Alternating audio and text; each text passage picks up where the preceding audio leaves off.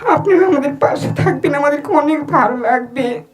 আপনারা আমাদের কোরআন শরীফ পড়াবেন, নামাজ পড়াবেন, আমরা আলহামদুলিল্লাহ অনেক খুশি। আমরা এটি অনুরোধ করতে চাই, আমাদের কিছু দাবি নেই।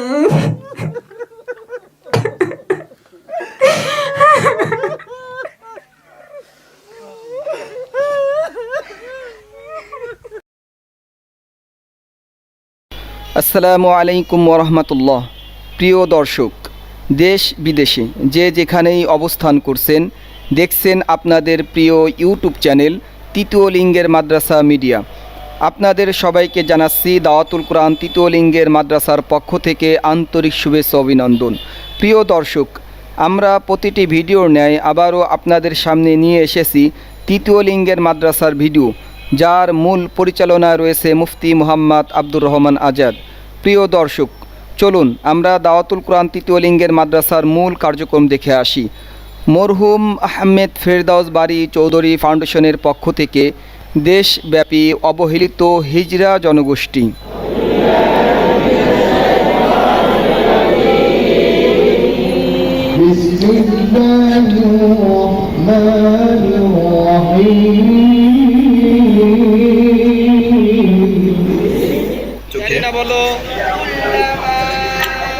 পথশিশু,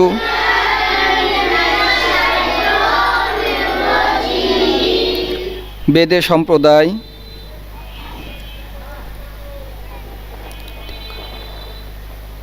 এতিমখানা মাদ্রাসা,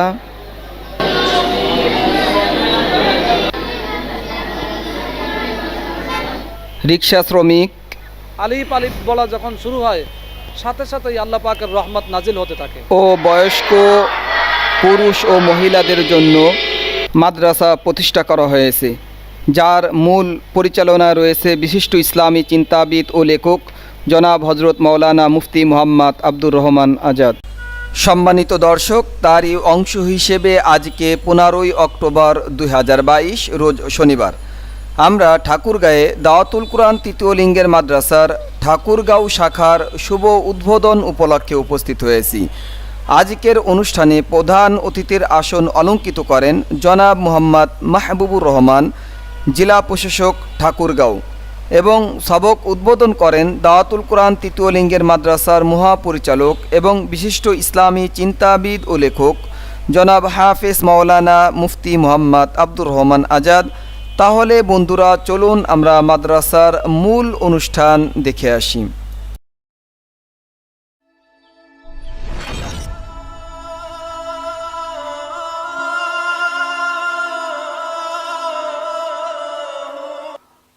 আমরা গত 2020 সনের 6 নভেম্বর বিশ্বের প্রথম আমরা ঢাকায় দাওয়াতুল কোরআন তৃতীয় লিঙ্গের মাদ্রাসা নামে একটি মাদ্রাসার শুভ সূচনা করি 2020-এর 6 নভেম্বর। আর আজ হলো 2022-এর 15ই অক্টোবর। প্রায় 2 বছর হতে চলছে। তো আজ আমাদের 40তম শাখার দাওয়াতুল কোরআন তৃতীয় লিঙ্গের মাদ্রাসার 40তম শাখার শুভ উদ্বোধন হতে যাচ্ছে, বলেন আলহামদুলিল্লাহ। আমাদের দাওয়াতুল কোরআন তৃতীয় লিঙ্গের মাদ্রাসার পাশাপাশি পথশিশু, বেদে সম্প্রদায়ের, রিক্সা শ্রমিক ইত্যাদি অবহেলিত জনগোষ্ঠীর মাঝেও আমরা এভাবে কোরআনের দাওয়াত পৌঁছে দেওয়ার জন্য চেষ্টা করছি। সেই হিসাবে আমাদের আজকে 76 নম্বর শাখার শুভ উদ্বোধন হচ্ছে ইনশাআল্লাহ। তো আমাদের পরিচয়টা খুব স্পষ্ট যে আমরা কোনো এনজিওর সাথে আমাদের সংশ্লিষ্টতা নেই, রাজনৈতিক কোনো ব্যানারও আমাদের নেই, সরকারি কোনো অনুদান আমাদের নেই, জঙ্গি কালেকশন আমাদের মাঝে বিন্দুমাত্র নেই। কারণ আমরা জঙ্গিপনাকে আমরা বিশ্বাসও করি না যে তার মধ্যে কোনো কামিয়াবি আছে। বরং আমাদের সম্পূর্ণ নিজস্ব প্রতিষ্ঠান মরহুম আহমেদ ফেরদাউস বারী চৌধুরী ফাউন্ডেশন, এই ফাউন্ডেশনের তত্ত্বাবধানেই আমরা দেশব্যাপী উলামা হজরতদের পরামর্শক্রমে আমরা এই কাজটা পরিচালনা করছি। বিশেষ করে ঢাকার যে সমস্ত বড় বড় উলামা ইকরাম রয়েছেন এবং সারা বাংলাদেশের প্রতিটি জেলার শীর্ষস্থ আলেম রয়েছেন, হক্কানি আলেম রয়েছেন, তাদের পরামর্শক্রমেই আমরা এই কাজটা পরিচালনা করছি। তো আল্লাহ শুকর, আমরা আমি যখন এই কাজটা আরম্ভ করি, তো আমার ছাত্রবয়স থেকেই আমি যখন দাওরা এবং ইফতার শেষ করেছিলাম, এরপরেই আমি ব্যক্তিগতভাবে বিভিন্ন পল্লীতে গিয়ে গিয়ে, বিশেষ করে বেদে পল্লী এবং ওই রেল লাইন বস্তি, এই সমস্ত বস্তি এলাকায় গিয়ে আমি খণ্ডকালীন সময় এদের পিছনে মেহনত করেছি। এই জনগোষ্ঠীর মাঝে দিনের দাওয়াত পৌঁছায় দেওয়ার চেষ্টা করেছি। কিন্তু আমার মাঝে একটু কেমন যেন অপূর্ণতা ছিল, যে একটা জনগোষ্ঠী, বিশেষ করে তৃতীয় লিঙ্গের জনগোষ্ঠী, এদের মাঝে আমার ধারণা হচ্ছিল যে দিনের দাওয়াত এখনো পর্যন্ত মনে হয় পৌঁছায় নাই। তো এটা ভেবেই তারপরে আমি এই এই কার্যক্রম, এই তৃতীয় লিঙ্গের মাঝের এই কার্যক্রম শুরু করি। তো আমার তখন শুরু করার পরে আমার ভিতরে এতটাই বেদনা লাগেছে যে যখন ওদের কাছে শুরু করতে গিয়েছি, তখন ওরা বলেছে যে হুজুর, আমরা অনেক মসজিদে গিয়ে আমরা ইমাম সাহেবের কাছে কোরআন শেখার জন্য আমরা আবেদন করেছি, কিন্তু কোনো ইমাম সাহেব আমাদেরকে এই কোরআনের শিক্ষা দিতে রাজি হয়নি। আমরা বিভিন্ন মাদ্রাসায় গিয়েছি, কিন্তু কেউ আমাদের পড়ানোর জন্য রাজি হয়নি। তো আপনারা আসছেন, অনেক খুশি হয়েছি। এভাবেই আমাদেরকে সাধুবাদ জানিয়েছেন। তো আমি বিষয়টা খুব গভীরভাবে আমি উলামা হযরতদের কাছে বিশেষ করে আবেদন করে রাখছি যে এই জনগোষ্ঠী, হিজরা জনগোষ্ঠী, এরা কিন্তু আমাদেরই একটা অংশ। কি বলেন? আমাদেরই একটা অংশ। আমাদেরই কোনো মায়ের ঘরে এরা জন্ম নিয়েছে, নাকি বলেন? আসমান থেকে নাজিল হয়েছে এরা? না। এই হিজরা জনগোষ্ঠী আমাদের কোনো মায়ের ঘরের থেকে জন্ম নিয়েছে, এর কথা একেবারে সত্য। এই দুনিয়াতে আসার ব্যাপারে আমার যেমনিভাবে কোনো আবেদন ছিল না আল্লাহর কাছে যে আল্লাহ আপনি আমাকে পুরুষ হিসেবে পাঠান বা মহিলা হিসেবে পাঠান, এদেরও কিন্তু আল্লাহর কাছে কোনো আবেদন ছিল না। বরং আল্লাহ ইচ্ছা করে আমাকে পুরুষ বানাইছে, কাউকে নারী বানাইছে, কাউকে তৃতীয় লিঙ্গ বানাইছে। এটা সম্পূর্ণ আল্লাহ পাকের এখতিয়ার, এখানে মানুষের কোনো হাত নাই। কেবল আছে নাকি বলেন? নাই। এজন্য আল্লাহ পাক রব্বুল আলামিন যেহেতু এদেরকে মানব, শ্রেষ্ঠ মানব হিসেবে দুনিয়াতে পাঠিয়েছেন, এই জন্য মানুষের উপর যত বিধিবিধান রয়েছে, সমস্ত বিধিবিধান আমার প্রতি যেভাবে আল্লাহ পাক নাজিল করেছেন, ওনার উপরে কিন্তু একই বিধিবিধান আল্লাহ পাক নাজিল করেছেন। বলেন, শরিয়াতের যে সকল বিধান আমার প্রতি আল্লাহ পাক অর্পণ করেছেন, ওনার মাঝে কিন্তু একই বিধান অর্পণ করেছেন। কোনো সন্দেহ আছে? বলেন, কোনো সন্দেহ নাই। আচ্ছা বলেন, মৃত্যুর পরে আল্লাহ পাক আমাকে যে প্রশ্নগুলো করবেন, 3টা প্রশ্ন করবেন, এটা আপনারা জানেন। এই আলোচনা আমি বারবার করি যাতে এটা স্মরণ করায় দেয়। মৃত্যুর পরে আমাকে যে 3টা প্রশ্ন করবেন, কি প্রশ্ন আপনারা জানেন? মার রব্বুকা ওয়ামা দীনুকা ওয়ামান নাবিয়ুকা। তোমার রবকে? বলেন, আমাদের রবকে বলেন আল্লাহ। ওয়ামা দীনুকা, আমাদের দিন কি? বলেন ইসলাম। ওয়ামান নাবিয়ুকা, তোমাদের নবীকে বলেন মুহাম্মদ রাসূলুল্লাহ সাল্লাল্লাহু আলাইহি ওয়াসাল্লাম। আমাকে যে 3টা প্রশ্ন করবেন, ওনাকে কিন্তু কবরে একই ধরনের 3টা প্রশ্ন করবেন। আল্লাহ পাক হাসরের ময়দানে আমাকে যে 5টি প্রশ্ন করবেন, ওনাকে কিন্তু একই 5টি প্রশ্ন করবেন। আমার প্রতি যেভাবে আল্লাহ পাক নামাজকে ফরজ করেছেন, ওনার উপর নামাজ ফরজ করেছেন। আমার উপর রোজা, হজ, যাকাত যেভাবে ফরজ করেছেন, ওনার উপর রোজা, হজ, যাকাত একইভাবে ফরজ করেছেন। আল্লাহ পাক আমার উপর যেমনিভাবে কোরআন শরীফ পড়া জরুরি করে দিয়েছেন, ওনার উপর কিন্তু কোরআন শরীফ পড়া জরুরি এবং ফরজ করেছেন। কিন্তু আমাদের দুঃখজনক বিষয় হলো যে আমরা শিখতে পাচ্ছি, ওনারা তৃতীয় লিঙ্গ হওয়ার কারণে ওনারা শিখতে পাচ্ছে না। তো খুব পরিষ্কার কথা যে শরীয়তের বিধিবিধান আমার উপরে যেভাবে, আপনার উপর ঠিক একই বিধিবিধান, কিন্তু আমি শিখতে পাচ্ছি, আপনি শিখতে পারছেন না। কেন আপনি শিখতে পারছেন না? আপনি একজন হিজড়া, এই কারণেই তো। আপনি একজন হিজড়া, এ কারণে আপনি এই কোরআন শিখতে পারতেছেন না। আপনি একজন হিজড়া, এ কারণে আপনি মসজিদে গিয়ে নামাজ পড়তে পারতেছেন না। আপনি একজন হিজড়া, এজন্য আপনি মাদ্রাসায় ভর্তি হতে পারতেছেন না। আপনি একজন হিজড়া, এজন্য আপনি চাকরি পাচ্ছেন না। আপনি একজন হিজড়া, এজন্য আপনি সমাজে সম্মান নিয়ে বসবাস করতে পারতেছেন না। কিন্তু আল্লাহ পাক তো আপনাকে মর্যাদা দিয়েছেন, আপনাকে সম্মানিত করে সৃষ্টি করেছেন। কিন্তু আমাদের সমাজের এই দৃষ্টিভঙ্গির কারণে আপনারা আজ অবহেলিত। কিন্তু আমরা এই কোরআনের দাওয়াত আপনাদের কাছে নিয়ে আসছি, খুব বুক ভরা আশা নিয়ে আসছি, এই দরদ নিয়ে যে এই জনগোষ্ঠীকেও জাহান্নাম থেকে বাঁচানো, এটা উলামা হযরতদের জিম্মাদারি। আল্লাহ রাসূল সাল্লাল্লাহু আলাইহি ওয়াসাল্লাম আমাদের উপর যে জিম্মাদারি দিয়েছেন সমস্ত মানুষের কাছে দিন পৌঁছায় দেয়া, সেই জিম্মাদারি থেকেই আপনাদের কাছে আজকে এই দাওয়াত আমরা নিয়ে এসেছি। ইনশাআল্লাহ আপনারা আমাদের এখানে কোরআন শরীফ পড়বেন। আলিফবা থেকে আপনাদের জন্য শুরু হবে, আলিফবা থেকেই আপনাদের ক্লাস আরম্ভ হবে। আল্লাহ রাসূল সাল্লাল্লাহু আলাইহি ওয়াসাল্লাম বলেছেন, কেউ যখন একটা আলিফ পড়তে আরম্ভ করে, একটা আলিফ যখন পড়বেন, তখন আপনার আমলনামায় কমপক্ষে 10টি নেকি লেখা হবে। বলেন সুবহানাল্লাহ। যতবার আলিফ পড়বেন, আলিফ আলিফ বলবেন, প্রতিবার আপনার আমলনামায় 10টা করে নেকি লেখা হবে। এরপরে আপনি এই কোরআন শরীফ পড়বেন, কোরআন শরীফ যখন সবক নেবেন, কোরআন শরীফ পড়বেন, বুকে নেবেন, মুখে নিয়ে চুম্বন করবেন। এই কোরআন শরীফ মৃত্যুর পরে আপনার মাথার পাশে দাঁড়িয়ে থাকবে আর বলবে, আল্লাহ এই ব্যক্তিকে আপনি মাফ করে দেন, সে আমাকে তিলাওয়াত করতো, সে আমাকে বুকে জড়িয়ে ধরে আদর করতো, আল্লাহ আপনি আমাকে মাফ করে দেন। এই কোরআনের বরকতে আল্লাহ আপনার কবর আযাবকে মাফ করে দিবেন। হাসরের ময়দানে আল্লাহ তাআলার কাছে এই কোরআন আপনার জন্য সুপারিশ করবে। সেদিন মানুষ সব হায় নাফসি হায় নাফসি, আজকে কি রোদ হচ্ছে, সেদিন তো মানুষের মাথার উপর সূর্য তাপ দিবে, সমস্ত মানুষ ইয়া নাফসি বলে শুধু দৌড়াতে থাকবে, মানুষ পাগল পারা হয়ে যাবে, আল্লাহ আমাকে বাঁচাও, ইয়া নাফসি, আল্লাহ আমাকে বাঁচাও, আল্লাহ আমাকে বাঁচাও। এইভাবে মানুষ শুধু কাঁদতে থাকবে হাসরের ময়দানে। এটা জানেন আপনারা? হাসরের ময়দানে প্রত্যেকটা মানুষ উঠবে ইয়া নাফসি বলে কান্না করতে থাকবে। কিন্তু সেই দিন একজন মাত্র ব্যক্তি থাকবেন, গোটা হাসরের মধ্যে একজন মাত্র ব্যক্তি থাকবেন যিনি সিজদায় পড়ে ইয়া উম্মাতি বলে কাঁদবেন। তার নাম কি বলতে পারেন? বলেন। হযরত মুহাম্মদ সাল্লাল্লাহু আলাইহি ওয়াসাল্লাম। তিনি শুধু ইয়া উম্মাতি বলে কাঁদবেন। সেই দিন তিনি আমাদের জন্য শাফাআত করবেন। কাদের জন্য শাফাআত করবেন? যারা 5 ওয়াক্ত নামাজ পড়েছেন, যারা কোরআন তিলাওয়াত করেছেন, এই কোরআনকে বুকে ধারণ করেছেন, কোরআনকে চুম্বন করেছেন, তাকে শাফাআত করে আল্লাহ রাসূল জান্নাতে নিয়ে যাবেন। বলেন সুবহানাল্লাহ। এই জন্য এই কোরআন শরীফ আমাকে পড়তে হবে। পারবো ইনশাআল্লাহ? ইনশাআল্লাহ এই কোরআন শরীফ পড়েন। এই কোরআন শরীফ হলো আপনার সবচাইতে বড় বন্ধু। মৃত্যুর পরে দেখেন, মৃত্যুর পরে আপনার কেউ আপনার সাথী হবে না। আজকে যদি আপনি মারা যান, আপনার বন্ধু, আপনার বান্ধবী কেউ আপনার কবরের কাছে যে কাঁদবে না। মৃত্যুর পরে যখন আপনাকে কবরস্থ করা হবে, দাফন করা হবে, হয়তো 1 দিন 2 দিন আপনার শোক পালন করবে, কিন্তু তারপরে আপনার কথা কেউ মনে করবে না। কিন্তু এই কোরআন এমন এক বন্ধু যে আপনার মৃত্যুর পরে আপনার মাথার পাশে, কবরে আপনার মাথার পাশে দাঁড়িয়ে থাকবে আর আপনার মাথায় হাত বুলিয়ে বলবে, বান্দা তুমি ঘুমাও, আমি তোমার বন্ধু, আমি তোমাকে জান্নাত পর্যন্ত পৌঁছে না দিয়ে আমি তোমার কাছ থেকে যাব না। তাহলে বলেন বন্ধুকে, সবচাইতে বড় বন্ধুকে বলেন? সবচাইতে বড় বন্ধু হলেন কোরআন। এই কোরআনের থেকে আর কোনো বড় বন্ধু নাই। হাসরের ময়দানে যখন সমস্ত মানুষ ইয়া নাফসি বলে কাঁদবে, সেদিন কোরআন আপনার জন্য শাফাআত করবে, আল্লাহর কাছে শাফাআত করবে এবং বলবে, আল্লাহ আপনার এই কোরআন পড়নেওয়ালাকে আপনি মাফ করে দেন। আল্লাহ তাআলা কোরআন পড়নেওয়ালাকে মাফ করে দিবেন। এই জন্য আপনি মনে রাখবেন, দুনিয়াতে কেউ কারোর আপন না, মৃত্যুর পরে সবাই যার যার হয়ে যাবে, কেউ কারোর পরিচয় দিবে না।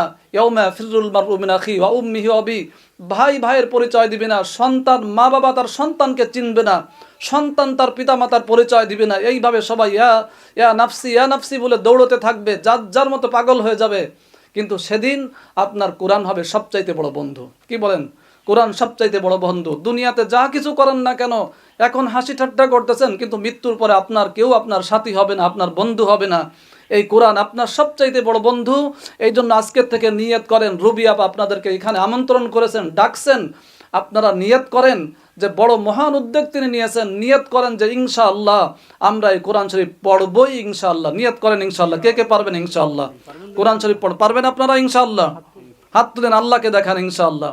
আল্লাহ আমাদেরকে কবুল করে বলেন আমিন। এমন একটা জাতি, এমন একটা জনগোষ্ঠী আমাদের পাশে আসছেন, তারা আমাদের বাহিরের কেউ না, তারা সবচেয়ে বেশি আজকে অবহেলিত, তারা আজকে সব কিছু থেকে বঞ্চিত। তারা তাদের মা বাবা থেকে বঞ্চিত, ভাই বোন থেকে বঞ্চিত, তাদের জন্মভূমি থেকে বঞ্চিত, তারা সমস্ত শিক্ষা প্রতিষ্ঠান থেকে বঞ্চিত, এমনকি তারা কোরআনে কারীম থেকেও বঞ্চিত। এই জনগোষ্ঠী কি করে আল্লাহকে চিনতে পারে, রাসূলকে চিনতে পারে, আখিরাতকে চিনতে পারে, এবং তারা কি করে জাহান্নাম থেকে বাঁচে জান্নাতে যেতে পারে? এই এক জিম্মাদারি আল্লাহ তাআলা নবীর ওয়ারিস হিসাবে ওলামায়ে কেরামকে দিয়েছেন। আল ওলামা ওরাসাতুল আম্বিয়া। নবীদের যেরকম ফিকির ছিল একটা উম্মতে যেন জাহান্নামে যাইতে না পারে, সেজন্য আল্লাহ তাআলা ওলামায়ে কেরামকে জিম্মাদারিটাই দিয়েছেন। আল্লাহ তাআলা এই খেদমতটা আল্লাহ তাআলা এক তার বান্দাকে, তার মাথায় আল্লাহ তাআলা দিয়েছেন, যিনি এই তৃতীয় লিঙ্গের মাদ্রাসার প্রতিষ্ঠাতা পরিচালক হাফেজ মাওলানা আব্দুর রহমান আজাদ সাহেব। আল্লাহ তাআলা ওনার খেদমতকে কবুল করেন। আসলে আমাদের এগিয়ে আসা দরকার। আমাদের জন্য যেভাবে জান্নাত জাহান্নাম রয়েছে, তাদের জন্য রয়েছে। বিশ্বনবী রহমাতুল্লিল আলামিন সকলের জন্যই তিনি দাওয়াত পৌঁছেছেন সকল শ্রেণীর মানুষের জন্য। আলহামদুলিল্লাহ, ওলামায়ে কেরামরা আপনাদের পাশে এসেছেন। আমি সম্মানিত সভাপতিকে অনুরোধ করব যে এই যে একটি প্রতিষ্ঠান হচ্ছে, আমরা আপনাদের পাশে আছি ইনশাআল্লাহ। এই কোরআনী খেদমতের পাশাপাশি সেবামূলক সহ যত ধরনের খেদমতের আঞ্জাম দেওয়া সম্ভব হয়, আমরা প্রতিটি খেদমত আপনাদের পাশে আমরা করব। রমজান মাসে, রমজানের বাইরে ত্রাণ সামগ্রী সহকারে আমরা সেবামূলক কাজ করব। আপনাদের প্রতি অনুরোধ থাকবে, যতজন আপনারা আছেন, আমাদের পঞ্চগড়ের সম্মানিত খতিব সাহেব বলেছেন যে আমিও কিন্তু হিসাবের বাইরে নয়, আমার কাছেও আল্লাহ হিসাব নেবে। আমি যদি আমার সময়টাকে অবহেলা করি, নষ্ট করি, তা আল্লাহ পাক রব্বুল আলামিনের দরবারে আমি কি হিসাব দেব? সেদিকে লক্ষ্য করে আপনাকে সকলে শ্রদ্ধা করে, আপনাকে সকলে ভালোবাসে, আপনার কথা সকল হিজরা সাথী ভাই বন্ধুগণ সকলে মূল্যায়ন করে। আমি মনে করি আপনি যদি একটু মাথা দেন, সময় দেন, তাহলে ইনশাআল্লাহ সকলেই দ্বীনি শিক্ষা শিখতে পারবে, কোরআনের জ্ঞানে জ্ঞানিত হতে পারবে, সমাজের মধ্যে আলোকিত ব্যক্তি হতে পারবে। সভাপতি, আজকের এই উদ্যোগের সম্মানিত ওলামায়ে কেরাম সুদূর ঢাকা থেকে মেহমান এসেছেন, আমি ওনাদেরকে মোবারকবাদ জানাই আমার পক্ষ থেকে, আমাদের এই এলাকার পক্ষ থেকে, যে আজকে ইনারা হযরত ওলামায়ে কেরাম এত বড় একটি উদ্যোগ গ্রহণ করেছেন, যেটা বাংলাদেশের কোনো সরকার বা কোনো নেতা বা কেউ এই ধরনের উদ্যোগ গ্রহণ করতে পারেনি। আজকে এত বড় একটা উদ্যোগ গ্রহণ করে এনারা আমাদের মাঝে আসছেন, আমাদের এই এলাকারই তৃতীয় লিঙ্গের ভাই এবং বোনেরা, যারা আজকে আমাদের দেশের সর্বস্তর থেকে তেনারা বঞ্চিত।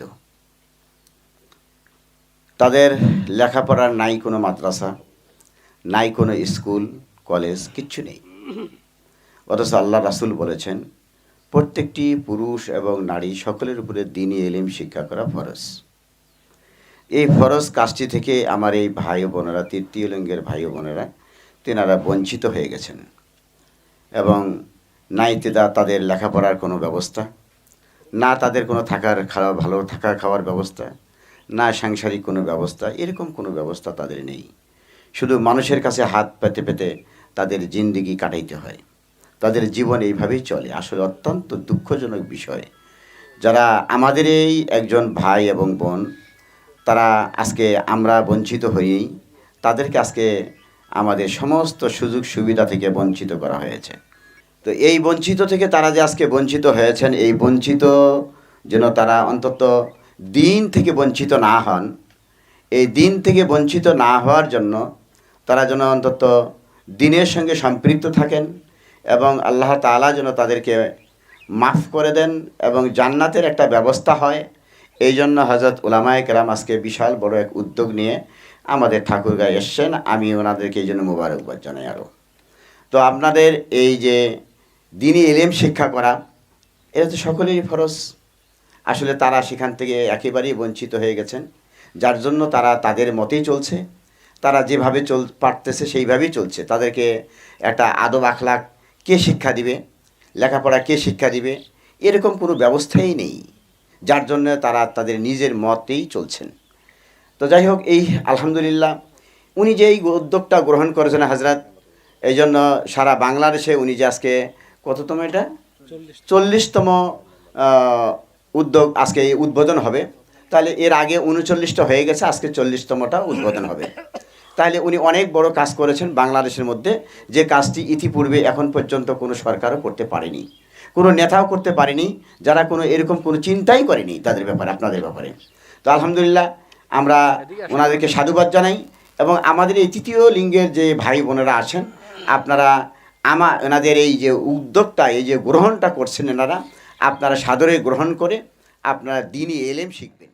বিশ্বনবীর প্রতিটি দাওয়াত এবং কাজ, তালিম সব কিছুই বিশ্বব্যাপী হবে।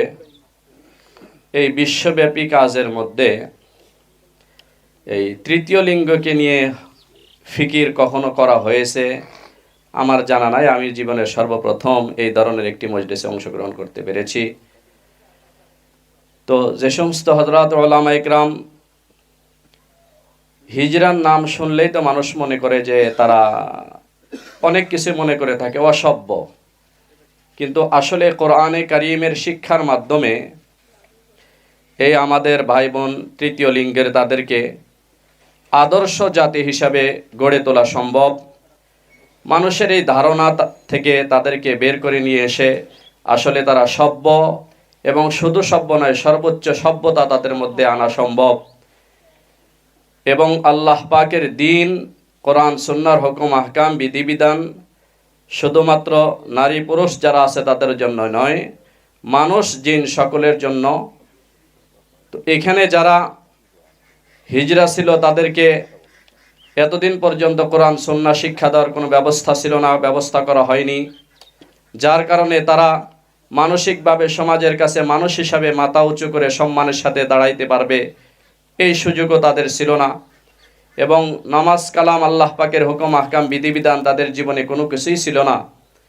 হযরত উলামা ইকরাম রাসূল আকরাম সাল্লাল্লাহু আলাইহি ওয়াসাল্লামের ইন্তেকালের পরে উলামা ইকরামের উপরে অর্পিত দায়িত্ব নিয়ে তারা ফিকির করে এই হিজরা যারা আছেন তাদের মধ্যে কিভাবে দিন আসে, তারা কিভাবে কোরআন সুন্নাহর শিক্ষার মাধ্যমে আদর্শ জাতি হিসাবে মানুষের সামনে নিজেকে পরিচয় ধারণ করতে পারে এবং প্রতিষ্ঠিত হতে পারে, এই মহান ফিকির নিয়ে সারা দেশে বিভিন্ন জায়গায় গিয়ে আল্লাহর নবীর এই উম্মতের মধ্যে দিন পৌঁছানোর ফিকির করছেন।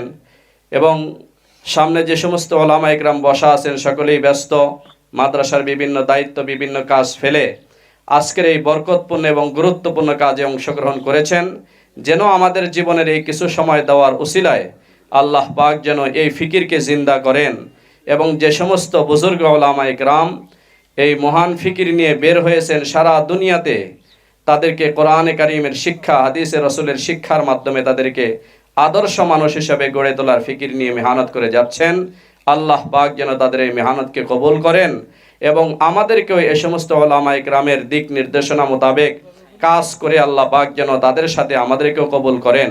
এবং সামনে যে সমস্ত তৃতীয় লিঙ্গের ভাই বোনেরা বসা আছেন, আল্লাহ পাক যেন ধৈর্য সহকারে তাদেরকে কোরআন সুন্নাহ শিক্ষা গ্রহণ করে তারা যেন আদর্শ মানুষ হিসাবে সমাজে সকলের সামনে পরিচিতি অর্জন করতে পারেন এবং আখিরাতে আল্লাহ পাকের কাছে একজন মুত্তাকি পরহেজগার হিসাবে আল্লাহ পাকের আদালতে সে সাব্যস্ত হতে পারে। আল্লাহ পাক যেন আমাদেরকে কবুল করেন। যেহেতু আল্লাহ রাব্বুল আলামিন কোরআনে কারীমে ইরশাদ করেন, তাআওয়ানু আলাল বিররি ওয়াত তাকওয়া ওয়া লা তাআওয়ানু আলাল ইসমি ওয়াল উদওয়ান। যখন তোমরা কোথাও ভালো কাজ হতে দেখো, তোমরা তোমাদের সাধ্য মোতাবেক সহযোগিতা করো, এবং গুনার কাজ কোথাও হতে থাকলে তা থেকে নিজে বিরত থাকো এবং অন্যদেরকেও বিরত রাখো। রাসূলুল্লাহ সাল্লাল্লাহু আলাইহি ওয়াসাল্লামের একটি হাদিস, আল্লাহ রাসূল বলেন, কুল্লু মাউলুদিন ইউলাদু আলাল ফিতরা ফাআবাওয়াহু ইউহাফিদানিহি আও ইউনাসসিরানিহি আও ইউনাজ্জিসানিহি। পুরা পৃথিবীর সকল মানব জাতি দিন এবং ইসলাম গ্রহণ করার মতো এক যোগ্যতা নিয়ে এই পৃথিবীতে আসে, কিন্তু তার পিতামাতা, তার পরিবেশ, তার সমাজ, তার সংস্কৃতি তাকে কাউকে জান্নাতের পথে পরিচালনা করে আর কাউকে জাহান্নামের দিকে নিয়ে যাও, কাউকে দিন থেকে দূরে সরায় ইসলাম বিদ্বেষী হিসাবে তাদেরকে গড়ে ওঠায়। আমাদের নবী সাল্লাল্লাহু আলাইহি ওয়াসাল্লাম এই মাসে আগমন করেছিলেন, আমরা সকলে জানি। রবিউল আউয়াল মাস আমাদের নবীর আগমনের মাস। আমাদের নবী এই পৃথিবীতে আগমনের পূর্বে মক্কা এবং তার আশপাশে অসংখ্য মানব জাতি জীবনযাপন করত। সে যুগের মানুষগুলো অত্যন্ত শিক্ষিত হলেও তারা দিন থেকে দূরে ছিল, ইসলাম থেকে দূরে ছিল, আল্লাহ থেকে দূরে ছিল। এমনকি সেই যুগটিকে বলা হয়েছিল আইয়ামে জাহিলিয়াত, অজ্ঞতার যুগ। আজকে আমাদের এখানে আমাদের মানে তৃতীয় লিঙ্গ হিজড়া যারা আছে এখানে তৃতীয় লিঙ্গ, তারা হচ্ছে কোরআন শিক্ষা নিবে। আমাদের এখানে অনেক বড় বড় হুজুররা আসছে, হয়তোবা আমাদের কাছ থেকে কোরআন অনেক দূরে ছিল, তবে এখন থেকে আমরা কোরআন শিক্ষা নিব, এখন থেকে আমরা কোরআন পড়ব, মানে পৃথিবীর শ্রেষ্ঠ পড়া যেটা কোরআন আমাদের, সেটা এখন আমরা পড়ব। আর আমরা সবসময়ের জন্য প্রতিদিন ক্লাস করব। আমাদের কোনো দিক দিয়ে এটা কাবিলিয়ত থাকবে না। এখানে আমাদের সাত্তার মেম্বার আসছে, তো আমাদেরকে উনি সবসময় ফলো করে, সব লোকের মতো সবসময় দেখে সে। তো আমি খুব খুশি যে আমাদের গ্রামে কোরআন ঢুকছে। তো আমরা ডিসিকেও দাওয়াত দিছি, ইউনোকেও দাওয়াত দিছি। দেখছেন তো যে হচ্ছে আমার মানে কোরআনের দাওয়াতে সবাই আসতে চায় না কেন? কিসের জন্য আসতে চায় না বলেন তো? তাহলে দুঃখ রাখার মতো জায়গা আছে বলেন? আজকে কারো কোমরে ব্যথা হয়েছে, কারো হচ্ছে আরও অন্যান্য মানে অসুস্থতা দেখা দিছে, কিন্তু আমরা ঠিকই দাওয়াত দিয়ে আসছি, তারা কিন্তু উপস্থিত হয়নি। আবার বলে কি ডিসি স্যার যে কে তুমি, চিনি না, পরে তখন চিনতে পারলো। তো দুনিয়াটা এমনই। তো আমরা আমরা আমরা পড়তে চাই ঠিকই, আমরা সামনে আগাইতে চাই ঠিকই, কিন্তু কিছু কিছু লোকদের জন্য আমরা সামনে আগাইতে পারিনি। তবে হ্যাঁ, আমরা এবার আগাবো, এইবার আমরা সবাই সুন্দর মতো কোরআন পড়বো। আমরা যেমন সমাজের মানুষ ঘুরে তাদের মতো আমরাও চলবো ফিরবো। তবে হ্যাঁ, আমরা যেটা ছিলাম আমরা অনেক অনেক এগিয়ে গেছি আমরা। তো যেমন হুজুর বলতেছিল যে আলিফ নামটা নিলে অনেক নেকি পাওয়া যায়। তো আমরা হচ্ছে একটু একটু জানি, তবে এখন আমরা কোরআন ধরবো। আমরা অনেক খুশি, এর থেকে বড় খুশি আর আমাদের জীবনে নাই। আমরাও ওই বেহেশতে যেতে চাই, আমরাও মানে ভালোভাবে আর কি সমাজে প্রতিষ্ঠিত হইতে চাই, কারণ আমরা অবহেলিত ছিলাম। তো এখন আমরা মনে করি না যে আমরা আর অবহেলিত আছি, কারণ আমাদের সাথে এখন কোরআন। আমার অনেক ভালো লাগছে, আমি খুব খুশি, কারণ এর মতো খুশি আর নাই। আমি অনেক খুশি। এখন আমরা মনে করেন যে নিয়মিত ক্লাস করব, নিয়মিত পড়ব, মানে সবাই মানে আমরা যেগুলা এখানে আসি আমরা সবাই সুন্দর মতো পড়বো। আসসালামু আলাইকুম। আমাদের এখানে আসলে অনেক হুজুর ভাইরা এসেছে ঢাকা থেকে, আমাদেরকে খুব ভালো লাগছে, আমাদের খুব খুশি লেগেছে, আমরা অনেক খুশি। আসলে উনি হুজুর ভাই আমাদেরকে অনেক কথা বললে, তো আসলে খুব ভালো লাগছে আমাকে। আমার খুব কান্না এসেছে, মানে আমাকে এমন কান্না আসতেছে আমি কিছু বলতে পারতেছি না, মানে বুকটা আমার ফাটে যাচ্ছে। অনেক কিছু ভালো লাগলো। আমরা চাচ্ছি আপনাদের সাথে আমাদের বাবা মা, আমাদের মা বোন ভাই বোন অনেকে আছে। আসলে আমাদের এখানে কোনো গোরস্থান নেই, আমাদের কোনো এখানে কেউ যদি মারা যায়, মৃত্যুবরণ হয়, কেউ আমাদের জানাজা করার মতো আমাদের পাশে কেউ নেই। আমরা চাচ্ছি আপনারা আমাদের বাবা মা, আপনারা আমাদের ভাই বোন, আপনারা আমাদের পাশে থাকবেন, আমাদেরকে অনেক ভালো লাগবে। আপনারা আমাদের কোরআন শরীফ পড়াবেন, নামাজ পড়াবেন, আমরা আলহামদুলিল্লাহ অনেক খুশি। আমরা এটি অনুরোধ করতে চাই, আমাদের কিছু দাবি নেই।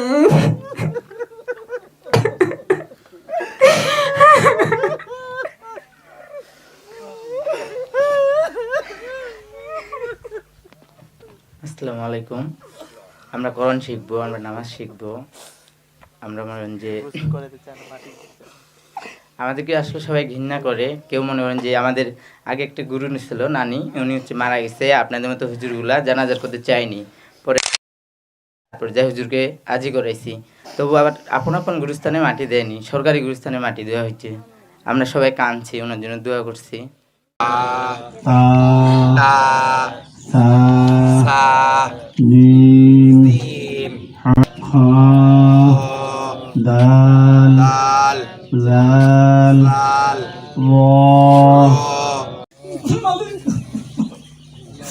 আপনি ফেরত দিয়েন না মালিক, আপনি ফেরত দিয়েন না মালিক। এরা যাবে কোথায় মালিক? অনেকে ঘরে যেতে পারে না, অনেকে মা বাবার চেহারাও দেখতে পারে না। আল্লাহ, এরা ঘর থেকে বিতাড়িত হয়েছে, আল্লাহ ঘর থেকে বিতাড়িত হয়েছে, আর সমাজেও ঢুকতে পারে না। আল্লাহ, এরকম একটা পরিস্থিতিতে আল্লাহ এই জনগোষ্ঠীকে তো আল্লাহ আপনি নিজ হাতে, আল্লাহ কুদরতি হাতে আল্লাহ এদেরকে আপনি তৈরি করেছেন মাওলা। আল্লাহ মানুষ হিসেবে, আশরাফুল মাখলুকাত হিসেবে আল্লাহ আপনি সৃষ্টি করেছেন আল্লাহ। আল্লাহ এরা যাবে কোথায় মাওলা? এদেরকে আপনি মাফ করে দেন মাওলা। আল্লাহ রাব্বুল আলামিন, এরা স্কুল কলেজ ভার্সিটি মাদ্রাসা মসজিদ কোথাও যেতে পারি নাই মাওলা। আল্লাহ এদের কোনো দোষ না মালিক, আল্লাহ এদের কোনো দোষ না মালিক। এরা কোনো মাদ্রাসায় যেতে পারি নাই, মসজিদে যেতে পারি নাই, এরা দিন শিখতে পারি নাই মাওলা। এদের কোনো দোষ না আল্লাহ, এদেরকে আপনি মাফ করে দেন মাওলা। আল্লাহ এদেরকে আপনি হিজরা বানিয়েছেন আল্লাহ। এমনি এরা দুনিয়াতে আল্লাহ কত অবহেলার শিকার, আল্লাহ আখিরাতেও যদি এরা নাজাত না পায় মাওলা, এরা যাবে কোথায় মাওলা? আল্লাহ এই জনগোষ্ঠীকে আল্লাহ আপনার কাছে সাফর্দ করে দিলাম মাওলা, আপনি এদেরকে মাফ করে দেন মাওলা। আল্লাহ এদেরকে আপনি মাফ করে দেন মাওলা। সারা দুনিয়ার সমস্ত তৃতীয় লিঙ্গের সদস্যকে আল্লাহ আপনি মাফ করে দেন মাওলা। আল্লাহ সারা দুনিয়ার সমস্ত তৃতীয় লিঙ্গের সদস্যকে আল্লাহ আপনার ওলি বানায় দেন মাওলা। আল্লাহ আপনার আপনার ওলি বানায় দেন মাওলা। আল্লাহ তাদের জীবনের সমস্ত ভুল ত্রুটি গুনাহ কাটাকে আল্লাহ আপনি মাফ করে দেন মাওলা।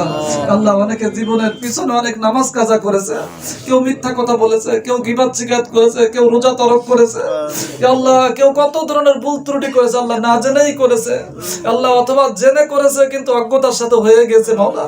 আল্লাহ জানা অজানা সমস্ত গুনাহ কাটাকে আল্লাহ আপনি মাফ করে দেন মাওলা। আল্লাহ বিশেষ করে রুবি আপা আল্লাহ যিনি গোটা ঠাকুর গায়ের নেতৃত্ব দিচ্ছেন, আল্লাহ রুবি আপাকে আল্লাহ আপনার ওলি বানায় দেন মাওলা। আল্লাহ রুবি আপাকে আপনার ওলি বানায় দেন মাওলা। আল্লাহ সমস্ত হিজরাকে আপনার ওলি বানায় দেন মাওলা। আল্লাহ দ্বীনের মুহাব্বত ঢেলে দেন মাওলা। আল্লাহ কোরআনের নূর এদের দিলের মধ্যে আল্লাহ আপনি ঢেলে দেন মাওলা। আল্লাহ এরা বড় হয়ে গিয়েছে, এখন কোরআন শরীফ পড়তে কষ্ট হবে, আল্লাহ রব্বুল আলামিনের দিলের মধ্যে আল্লাহ আপনি কোরআনের নূর ঢেলে দেন মাওলা। প্রত্যেকের জবানকে আল্লাহ আপনি একেবারে খুলে দেন মাওলা। আল্লাহ জবানের জড়তাকে দূর করে দেন মাওলা। আল্লাহ এদেরকে একেবারে আল্লাহ শ্রেষ্ঠ উম্মত হিসেবে আল্লাহ আপনি নাজাতের ব্যবস্থা করে দেন মাওলা। আল্লাহ আমরা যারা হাত উত্তোলন করেছি, বিশেষ করে উলামা হযরতদের যারা নেতৃত্ব দিচ্ছেন, গোটা ঠাকুর গায়ের সমস্ত উলামা হযরত যারা, বড় বড় উলামা হযরত যারা, আল্লাহ শীর্ষস্থ আলেম যারা, সকলেই এখানে আসছেন মাওলা। প্রত্যেককে আল্লাহ আপনি মাফ করে দেন মাওলা। আল্লাহ এদেরকে সঠিক নেতৃত্ব দেওয়ার তৌফিক দিয়ে দেন মাওলা। আল্লাহ আলেমদের মাধ্যমে যারা সারা দুনিয়ার মধ্যে দিন আল্লাহ আপনি জিন্দা করে দেন মাওলা। আল্লাহ রব্বুল আলামিন আপনি আমাদেরকে কবুল করেন মাওলা। আল্লাহ ইখলাসের সাথে খেদমত করার তৌফিক দিয়ে দেন মাওলা। কোন রিয়া, তাকাব্বুর, লোভ, লালসা আল্লাহ কিছুই যেন আমাদেরকে স্পর্শ করতে না পারে আল্লাহ আপনি হিফাজত করিয়েন মাওলা। আল্লাহ সমস্ত বিপদ বালা মুসিবত থেকে আল্লাহ আপনি হিফাজত করেন মাওলা। আল্লাহ এই কাজকে আল্লাহ আপনার কাছে ছেড়ে দিলাম মাওলা। আল্লাহ কিয়ামত পর্যন্ত দাওয়াতুল কোরআনের এই কাজকে আল্লাহ আপনি কবুল ও মঞ্জুর করেন মাওলা। আল্লাহ কিয়ামত পর্যন্ত আল্লাহ আপনি সহি তরিকার উপরে আল্লাহ আপনি কবুল ও মঞ্জুর করে নেন মাওলা। আল্লাহ রব্বুল আলামিন আমাদেরকে যারা সার্বিকভাবে সহযোগিতা করছেন বিভিন্ন সময় আর্থিকভাবে, আল্লাহ সার্বিকভাবে আল্লাহ পরামর্শ দিয়ে, সময় দিয়ে, জান দিয়ে, মাল দিয়ে আল্লাহ সমস্ত সহযোগিতাকে আল্লাহ আপনি কবুল ও মঞ্জুর করেন মাওলা। বিশেষ করে মরুবা আহমেদ ফিরদৌস বাড়ি চৌধুরী ফাউন্ডেশনকে আল্লাহ আপনি কবুল ও মঞ্জুর করেন মাওলা। আল্লাহ তাদের সমস্ত কাজের মধ্যে আল্লাহ আপনি বরকত দিয়ে দেন মাওলা। আল্লাহুম্মা সাল্লি আলা সাইয়্যিদিনা মাওলানা মুহাম্মদ, আল্লাহুম্মা সাল্লি আলা সাইয়্যিদিনা মাওলানা মুহাম্মদ। সুবহানা রাব্বিকা রাব্বিল ইজ্জাতি আম্মা ইয়াসিফুন, সালামুন আলাল মুরসালিন, ওয়ালহামদুলিল্লাহি রাব্বিল আলামিন।